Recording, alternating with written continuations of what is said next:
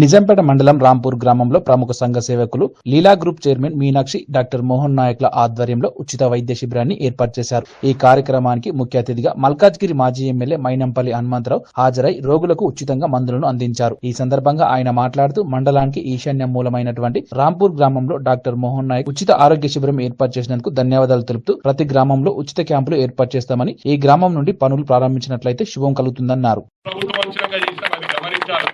10 సంవత్సరాల నుంచి రోడ్డు లేకుండా సరిగ్గా నేను పోయినసారి వచ్చినప్పుడు ఎన్నికలకు ముందు వచ్చినప్పుడు కూడా వస్తుంది, చాలా బాధ అయింది.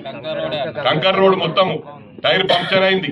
ఇవన్నీ కూడా గమనించాలా, చెప్పుకోవడం కాదు, గుండె మీద చేసి ఆత్మ పరిశీలన చేసుకోవాలా. ఇవన్నీ చెప్పేది గతంలో ఏం చెప్పిండ్రు, ఇంటింటికి ఉద్యోగం అన్నారు. మన